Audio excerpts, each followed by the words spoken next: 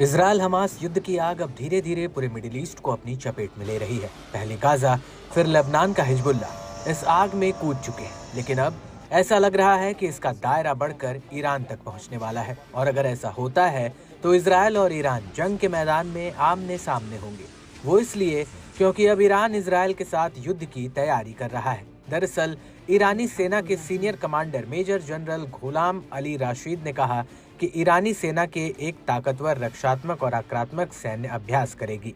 राशिद के मुताबिक Persian calendar के 6 महीनों तक ईरान सेना लगातार पूरे इलाके में जमीन, एयर स्पेस और समुद्र में युद्ध का अभ्यास करेगी। इस दौरान रक्षात्मक और हमला करने वाले हथियारों को तैनात किया जाएगा।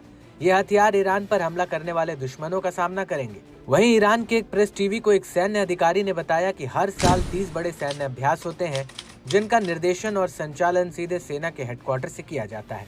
वहीं दूसरी तरफ ईरानी जनरल ने कहा कि इजरायल एक बहुत बड़े वहम में है। उसने ईरान को बहुत हल्के में आंका है। उन्होंने आगे कहा कि ईरान का इजरायल के खिलाफ सबसे ताकतवर ऑपरेशन ट्रू प्रॉमिस 2 ईरानी सेना की ताकत का एक छोटा सा नमूना है।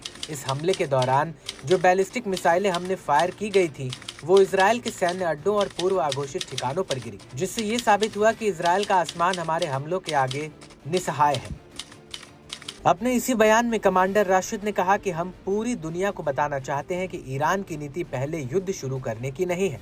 इस सब के बीच आपको ये भी बता दें कि इजरायल भी अंदर ही अंदर ईरान पर सीधा हमला करने की तैयारी कर रहा है। उसकी सबसे बड़ी वजह हूती के हमले हैं, जिनकी वजह से तेल अवीव में हड़कंप मचा हुआ है। हूती रोजाना इजरायल पर हाइपरसोनिक बैलिस्टिक मिसाइल और ड्रोन हमले कर रहा है और इजरायल का आरोप है कि ईरान हूती के कंधों पर बंदूक रखकर चला रहा है। इसको लेकर इजरायली सेना के chief of staff lieutenant general Herzi Halevi ने ऐलान कर दिया कि इजरायल किसी भी वक्त ईरान पर हमला करने के लिए तैयार है। उन्होंने अपने बयान में कहा कि ईरान, उनके मुखौटा संगठन और पूरे मिडिल ईस्ट को ये पता होना चाहिए कि जो भी इजरायल की स्थिरता और सुरक्षा को खतरे में डालेगा, आईडीएफ उनके खिलाफ मजबूती से खड़ी होगी। हम किसी भी वक्त और किसी भी जगह पर हमला करने के लिए तैयार हैं। हालेवी ने आगे कहा कि जटिल खतरों के समय में हमें पता है कि हमारे पास ऐसे जवान हैं जिन पर हम भरोसा कर सकते हैं। वो उच्च गुणवत्ता वाली योजना और सटीक खुफिया जानकारी से लेकर एडवांस जेट्स और कॉकपिट में बैठे संचालन करने वाले और अहम फैसले लेने वाले लोग हैं।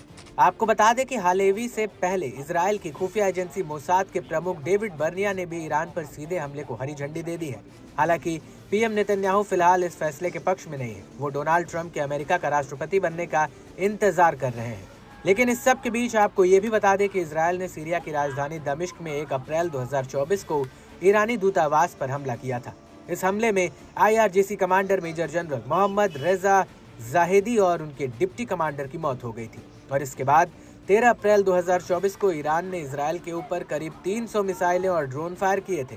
और इस हमले के बाद 2 अक्टूबर 2024 को ईरान ने फिर से इजरायल के ऊपर 180 से ज्यादा बैलिस्टिक मिसाइलों और ड्रोन से हमला किया था।